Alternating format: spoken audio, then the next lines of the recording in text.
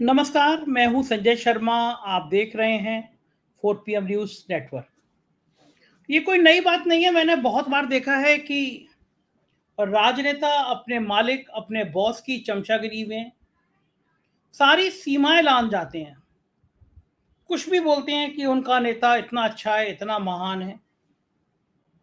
लेकिन पिछले कुछ समय से वो सारी जो सीमाएँ अब तक लाँघी होंगी, उन सबको भी और लाँघ गए हैं।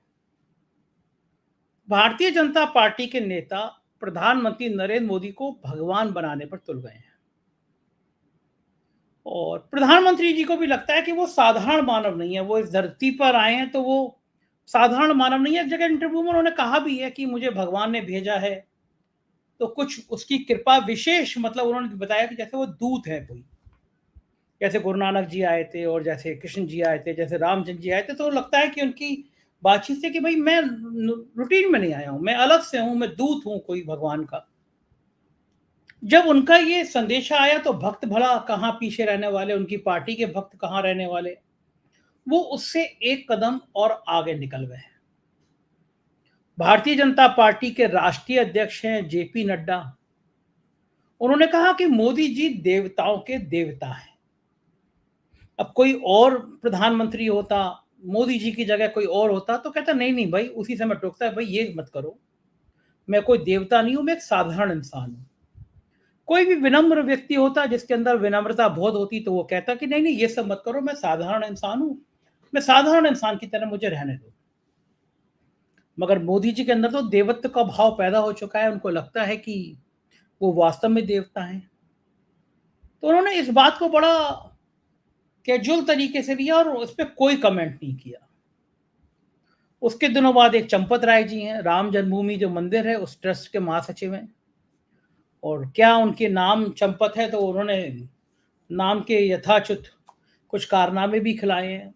हम लोगों ने 4 पीएम में स्टोरी छापी थी कि आप सोचिए कि मंदिर के लिए ज़मीन खरीदनी थी। आदमी हो, भगवान राम का मंदिर हो रहा हो, सबसे बड़े भगवान का मंदिर बन रहा हो, तो आदमी अपनी जमा पूँजी भी दे देता है। जैसे 10 बीघा ज़मीन होगी तो कहेगा 5 बीघा ज़मीन मेरी तरफ से भगवान जी के नाम दान। बहुत-बहुत लोग श्रद्धा भाव रखते हैं, अपनी ज्वेलरी दे देते हैं, अपना धन दे देते हैं भगवान के लिए। लेकिन चंपत राय जी को लगा कि इतनी बढ़िया लॉटरी लग रही है तो लूट सके तो लूट। राम नाम की लूट मची है, लूट मचे सके तो लूट, अंतकाल पछताएगा, प्राण जाएँगे छूट। इस भाव के साथ उन्होंने राम जन्मभूमि में मंदिर में काफ़ी चीज़ों की अनुमति दे दी। जैसे एक ज़मीन जो एक व्यक्ति ने मान लीजिए 10 करोड़ में खरीदी सुबह, और कुछ ही घंटों बाद वो ट्रस्ट को 15 करोड़ 20 करोड़ में बेच देता है एक ही दिन में, तो समझ सकते हैं आप घोटालों की सीमा क्या होगी। और नेताओं को देखकर अफसरों ने भी अयोध्या में बहती गंगा में हाथ धो डाले।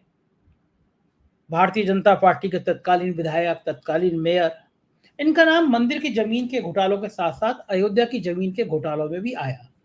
लेकिन भारतीय जनता पार्टी के थे तो कुछ हुआ नहीं। एक जाँच बनी, बड़ा हल्ला हुआ, वो जाँच की रिपोर्ट ठंडे बस्ते में चली गई, आरटीआई में माँगी गई, वो कोई देता नहीं है। क्योंकि वो जाँच हुई हो तो कोई देगा। अफसरों ने, नेताओं ने अयोध्या में बहुत सारी ज़मीन की लूट करी। और ये करते तो करते, लेकिन फिर अयोध्या में जब मंदिर बना तो लूट का पैमाना और बढ़ गया। मुझे एक साथी ने बताया कि वहाँ पे अयोध्या में एक टेंट सिटी का काम दिया गया एक कंपनी को। इस कंपनी को प्रयागराज में और बनारस में भी शायद कुछ काम दिए गए। और प्रयागराज में जो काम किए से टेंट सिटी बनाया, सैकड़ों करोड़ का बनाया, वो जरा सा पानी भरा गंगा जी में पूरा टेंट सिटी बह गया। फिर इस कंपनी के बारे में मालूम किया, पता चला बड़ी मामूली कंपनी थी ये, और ये हजारों करोड़ की हो गई। इसका शेयर 300 करोड़, 300 गुना ज़्यादा बढ़ गया। अब आप सोचिए कंपनी कहाँ की होगी? बिल्कुल आपने सही सोचा, कंपनी गुजरात की है। तो गुजरात की कंपनी है तो उसको अयोध्या में काम दे दिया गया। एक राम भक्त हैं, कार सेवा में उनको 6 गोली लगी, उनकी ऊपर गुंबद गिर गया, 17 हड्डियाँ टूटी। वो तो कहते हैं कि गुजरात के लोगों ने आके साइकिल स्टैंड से लेके और बाकी सारे ठेके सब गुजरातियों के हो गए। मज़े में कहा भी जाता है यूपी में कि माल कमाएगा गुजरात का भाई, घंटा बजाएगा यूपी और बिहार का भाई। तो गुजरात के लोगों को, गुजरातियों की महिमा अपरंपार है, वो क्या ना कर दें, क्या हुनर ना दिखा दें, वो कम है। तो मैं अयोध्या की बात इस संदर्भ में कह रहा था कि जब देवताओं के देवता उन्होंने, चंपत राय ने कह दिया कि वो भगवान विष्णु का अवतार हैं, तो चंपत राय के सारे गुनाह माफ। नृपेंद्र मिश्रा जो राम जन्मभूमि ट्रस्ट के अध्यक्ष हैं, आपको पता होगा कि जब ये मुख्यमंत्री थे मुलायम सिंह यादव, जब कार सेवा को पे गोली चलाने की बात आती है तो नृपेंद्र मिश्रा उनके सेक्रेटरी थे। मतलब मुख्यमंत्री का सचिव ही सब कुछ देखता है। गोली चलाने का आदेश इस तारीख से डायरेक्ट वे में नृपेंद्र मिश्रा ने दिया, लेकिन वो राम मंदिर ट्रस्ट के अध्यक्ष हैं। बेटा चुनाव लड़ रहा है, बेटा बहुत बुरी तरह फंसा हुआ है। उम्मीद नहीं थी नृपेंद्र मिश्रा को कि बेटे को सांसद बनाने का सपना देख रहे थे, अब बेटा हार के कगार पर है। तो ये जो देवत्व वाली भाव थी जेपी नड्डा से चंपत राय से, ये आगे बढ़ी और फिर हर नेता के मन में आया कि अगर मैं मोदी जी को भगवानों का भगवान बता दूंगा तो मेरे नंबर बढ़ जाएंगे। अब एक नेता है संबित पात्रा, आप देखते रहते होंगे टीवी चैनलों पे बहुत बड़ी धुलाई होती रहती है उनकी, और वो टीवी चैनलों पे ऐसे विलाप करते हैं कि हर बार उनकी मजाक बनती है। गोदी मीडिया के चैनल छोड़ दीजिए, क्योंकि वहां पे संबित पात्रा से सवाल नहीं पूछे जाते, लेकिन संबित पात्रा जहां जाते हैं विपक्ष का जो नेता मिलता है वो उनकी कस के बैटिंग करता है। सब वो चुनाव में फंसे हुए हैं उड़ीसा में, उनको लगा कि अब मोदी जी को और बड़ा भगवान बना दे तो शायद चुनाव निकल जाएगा। तो उन्होंने कहा कि मोदी जी की इतनी जय जयकार हो रही है कि भगवान जगन्नाथ भी मोदी के भक्त हैं। अब आप सोचिए, चौंक गए ना।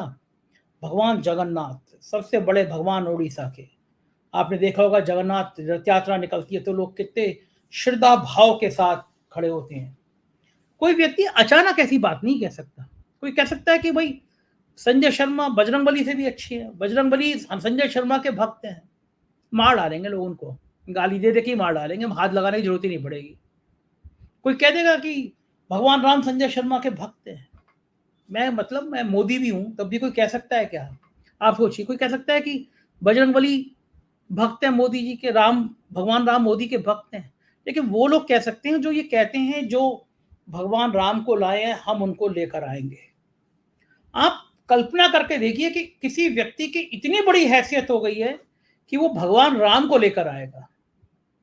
भगवान राम जो सृष्टि के रचेता हैं, विष्णु का अवतार हैं, उनको भी कोई लेकर आएगा। और बात करते हैं हिंदू धर्म की। क्या कहा संबित पात्रा ने? मैं सुनवाता हूं, भाषा उड़िया है लेकिन थोड़ी थोड़ी आपको समझ में आएगी, फिर मैं इसका रूपांतरण करके बताता हूं कि क्या कहा उन्होंने। मोदींकर भक्त जगन्नाथ आमे सब होचु मोदी परिवार जन। ये जो अद्भुत दृश्य मु तो मोर इमोशन कंट्रोल करि पारुनी आ मते लागुची ये सब ओडियांक पई आज गोटे बहुत विशेष दिन। आपण को काने रे किछि कहूता सुना आपने? एक बार फिर मोदी को देखिबा पई लक्षादि लक्ष लोक आछंती। मोदींकर भक्त जगन्नाथ आमे सब होचु मोदी परिवार जन। ये जो अद्भुत दृश्य मु तो मोर इमोशन कंट्रोल करि पारुनी आ मते लागुची ये सब ओडियांक पई आज गोटे बहुत विशेष दिन। आपण को काने रे किछि कहूता बहुत अद्भुत दिन है, बहुत ही विशेष दिन है। सब लोग मोदी जी का परिवार है, भगवान जगन्नाथ भी मोदी भक्त है।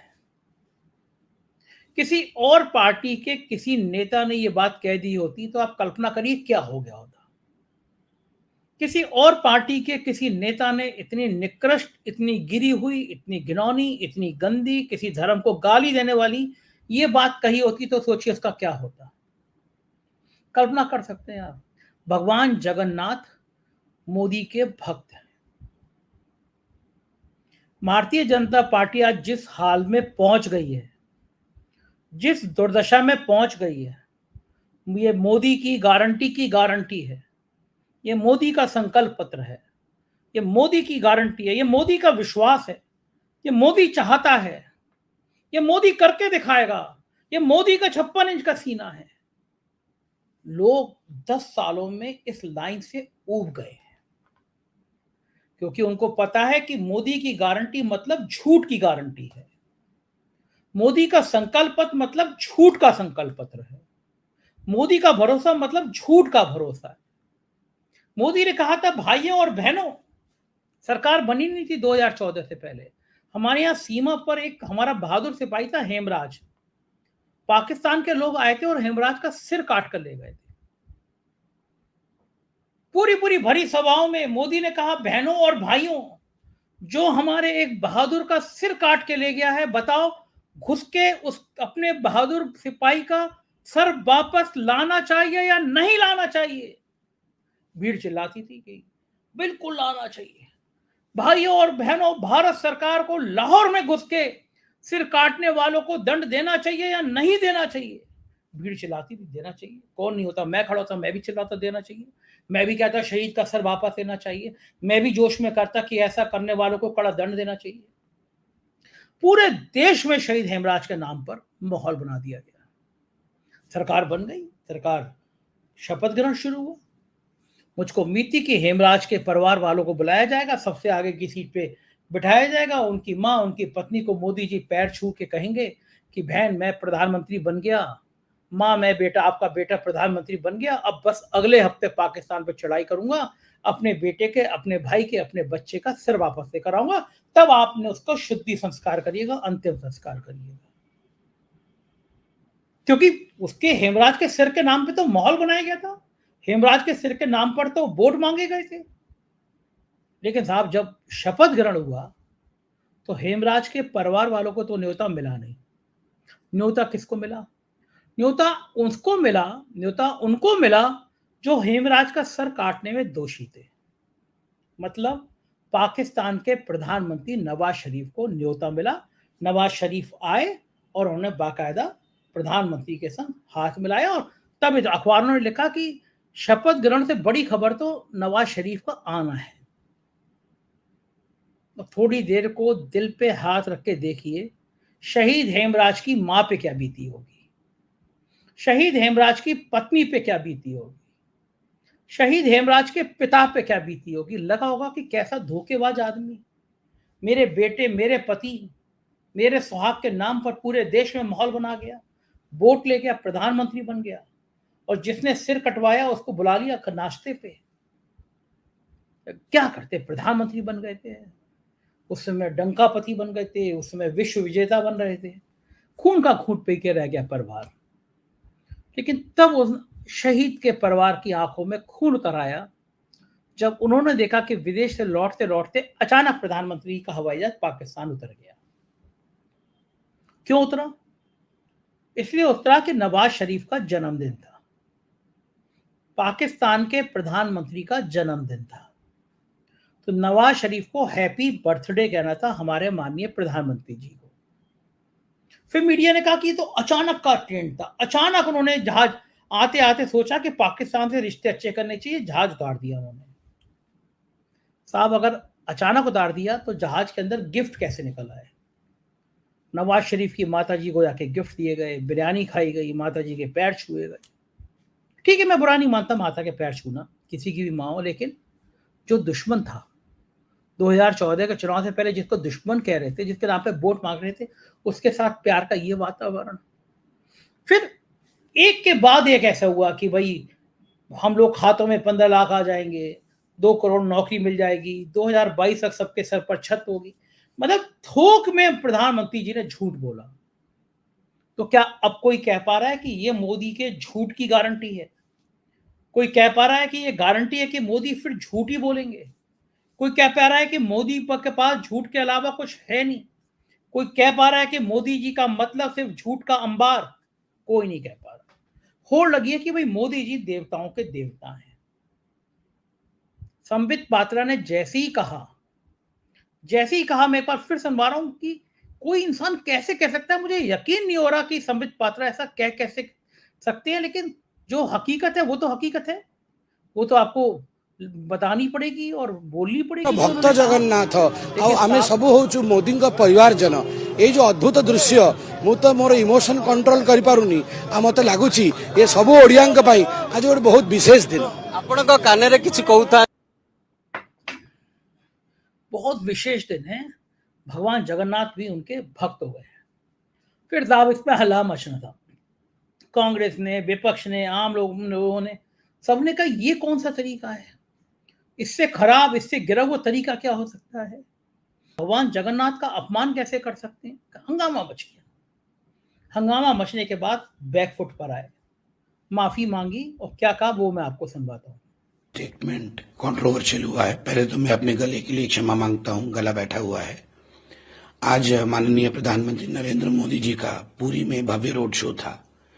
रोड शो जब समाप्त हुआ, सफल भी हुआ, उसके बाद कई मीडिया चैनलों में मैंने बाइट दी। लगभग मुझे लगता है 15-16 मीडिया चैनलों में मैंने बाइट दी और हर जगह मैंने यही बताया कि माननीय प्रधानमंत्री नरेंद्र मोदी जी महाप्रभु जगन्नाथ जी के बहुत बड़े भक्त हैं। अहमदाबाद में बतौर मुख्यमंत्री और उससे पहले भी हमेशा वो अहमदाबाद के जगन्नाथ मंदिर में पूजा अर्चना उन्होंने की है और महाप्रभु को हमारे प्रधानमंत्री बहुत मानते हैं। हर चैनल में मैंने यही बात कही। शेष में जब एक चैनल ने बाइट लिया, बहुत भीड़ थी उस समय, बहुत धूप भी थी, गर्मी भी थी, बहुत शोरगुल भी था। अनजाने में बाइट देते समय मैंने उसका उल्टा कह दिया कि मोदी जी के भक्त महाप्रभु हैं। ऐसा कभी संभव नहीं हो सकता है। कोई व्यक्ति अपने सही हालत में ऐसा कभी कह भी नहीं सकता है कि किसी मनुष्य के भक्त भगवान होंगे।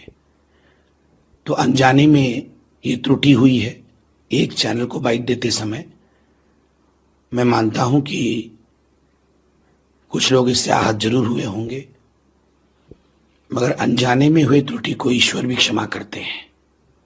मेरी मनसा बिल्कुल वो नहीं थी, मगर फिर भी चूंकि महाप्रभु हम सब उड़िया वासियों के लिए और केवल उड़ीसा के लिए नहीं, मैं तो खुद उनका भक्त हूं, पूरे भारतवर्ष और विश्व के लिए वो सबसे बड़े देवता हैं। तो स्वाभाविक रूप से मुझे लगता है अनजाने में हुए एक स्लिप ऑफ टंग के लिए भी मुझे महाप्रभु जी से क्षमा याचना करनी चाहिए और मैंने निर्णय लिया है कि मैं उसके लिए उपवास भी करूंगा। गजब नौटंकी है भाई, गजब नौटंकी करने वाला नेता है। अचानक जवान से निकल गई मैं उपवास करूंगा। उपवास इसलिए करोगे संबित पात्रा क्योंकि उड़ीसा में तुम्हारी बैंड बच गई। चुनाव में जो 12-14 सीटें बची हैं उड़ीसा में, वहां पे तुमने झाड़ू लगवा दी बीजेपी। एक एक सीट की मार है। अब ये जो तुम एएनआई पे जो तुम्हारी अपनी कंपनी है, एएनआई तो बिल्कुल बीजेपी की पाली पोसी गई एजेंसी है, उस पर बैठ के तुम कितने रटा रटाया भाषण दे दो कि भाई मैंने ऐसे कह दिया। मैं तब मान लेता कि ये ऐसा कह दिया जब जेपी नड्डा ने कहा था मोदी जी देवताओं के देवता हैं, तब मोदी जी बुलाते कहते नहीं नहीं मेरी तुलना भगवान से मत करो, ये गलत है, ये नहीं करना चाहिए। मैं तब मानता जब चंपत राय ने कहा कि वो भगवान विष्णु का अवतार है, मोदी जी चंपत राय को बुलाते नहीं नहीं ऐसा मत करो, ये गलत बात है, कहाँ भगवान हो कहाँ मैं, ये गलत बात है, ऐसा बिल्कुल नहीं कहना चाहिए। लेकिन तब मोदी जी सहज भाव से सुनते रहे। मेरे एक मित्र हैं, उनके एक मित्र हैं सांसद, तो हमारे मित्र ने बताया कि सांसद महोदय को एक बार मोदी जी ने बुलाया, बोले जनता मेरे बारे में क्या सोचती है। सांसद जी ने कहा तो मौका है प्रधानमंत्री की चमचागिरी करने का। उन्होंने कहा कि जनता कहती है कि आप इतने अच्छे इंसान हैं कि आपने उनकी जीवन बदल दी, जीवन में खुशियां ले आए। प्रधानमंत्री जी ने कहा और क्या कहती है। सांसद जी ने कहा और ये कहती है कि उनके बच्चे, उनका परिवार समर्पित भाव से आपके लिए काम करता है, क्योंकि आपने उनके जीवन में एक उमंगे, तरंगे, नई रोशनी, नई जिंदगी बना दी है। बोले और क्या कहता है। बोले और कहते हैं, ग्रामीण कहते हैं कि हमें 5 किलो राशन मिलता है, हम भूखे मर जाते हैं अगर आप नहीं हो। तो बोले और क्या कहता है। अब वो और क्या कहता है, और क्या कहता है, इतनी और क्या कहता हो गई कि वो बेचारे चकरा गए, करें तो करें क्या, कहाँ से क्या लाए। बोले और ये कहता है कि सर आप ही रहिएगा प्रधानमंत्री, बस यही कहता है और क्या। तो बोले कि वो सांसद जी ने मेरे उस मित्र को बताया कि तुम पागल हो, लोग कहते हैं कि ये देवता आदमी है, ये देवदूत है, लोग देवता मानते हैं मुझे। अब मैं चौंका जब उन्होंने मुझे बताया कि एक सांसद की बात, मैं पुष्टि तो नहीं कर सकता इस बात की, लेकिन प्रधानमंत्री के एक्शन से, कभी वो गुफा में आंखें बंद करके एक आंख खोल के 18 कैमरे लगा के कहीं वो ध्यान याचना करने चले जाते हैं, कभी वो समुद्र के नीचे एक मोर पंख लेके ढूंढने चले जाते हैं मंदिर, कभी वो जहाज के बैठ के जेट पे और दूसरे जहाज की फोटोग्राफी कर रहे होते हैं, कभी वो डिस्कवरी ऑफ इंडिया के संग समुद्र में लहरों में होते हैं, कभी वो अमन लक्षद्वीप में और कहाँ कहाँ समुद्र के तटों में बैठे होते हैं, कभी वो कूड़ा बीन रहे होते हैं।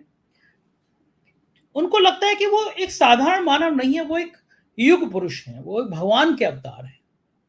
और ये जो घमंड आया है उनके अंदर, ये जो अहंकार आया है कि ये मोदी की गारंटी है, ये मोदी का संकल्प है, ये मोदी की विश्वास है, ये मोदी का विचार है। मोदी मोदी की गारंटी लेता है, यानी मोदी कोई तीसरा व्यक्ति है।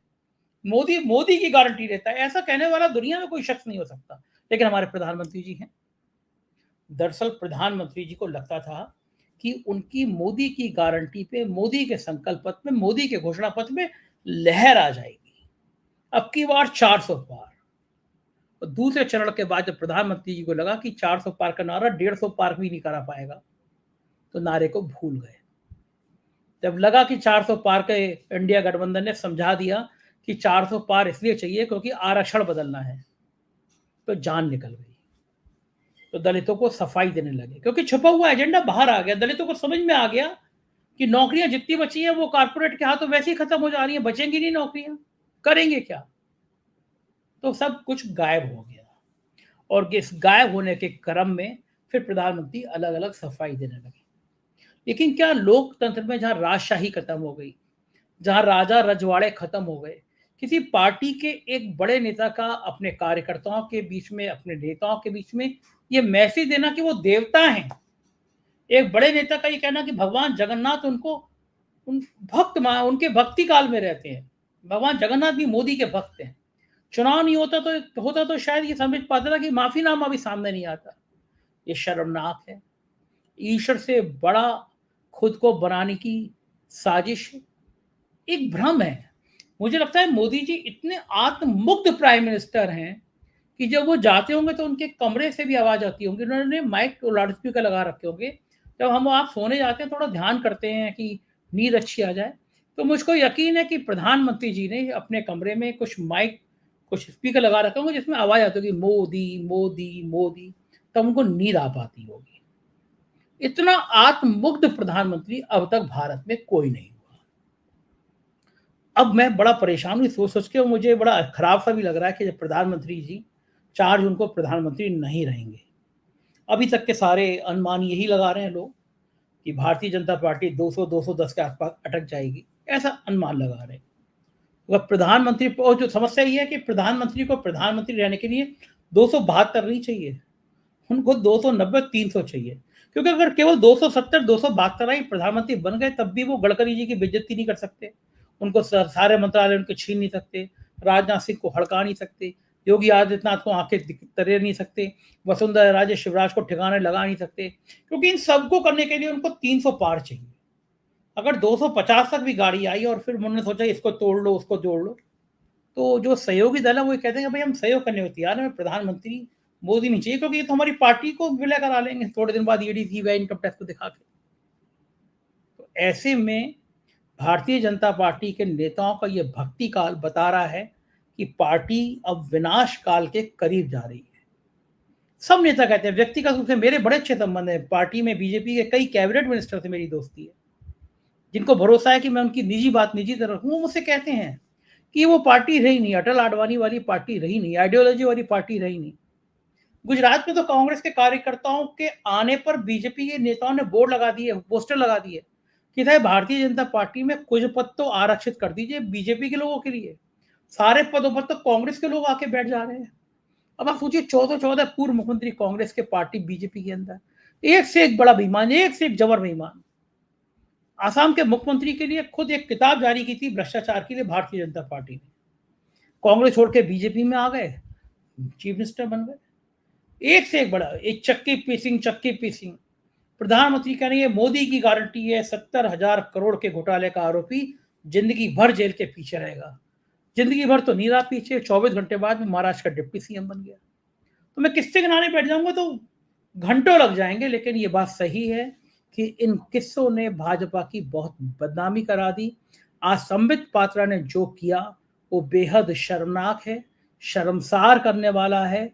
उपवास इसलिए किया गया क्योंकि नौटंकी खुल गई, उड़ीसा में बची हुई सीटों पे बैंड बज गई, वरना शायद संबित पात्रा ये ना करते। आपको क्या लगता है मुझे बताइएगा जरूर, क्या मोदी का ये भक्ति काल ठीक है या इसका उन्हें दंड भुगतना पड़ेगा, और आने वाले समय में महसूस करेंगे कि वो महामानव नहीं, एक साधारण इंसान है, और वैसे इंसान है जो इस देश में सांप्रदायिक माहौल बिगाड़ने के लिए काफी आगे रहा। अपनी राय से अवगत कराइएगा, चैनल को ज्वाइन कीजिएगा, सब्सक्राइब कीजिएगा। शुक्रिया, थैंक यू।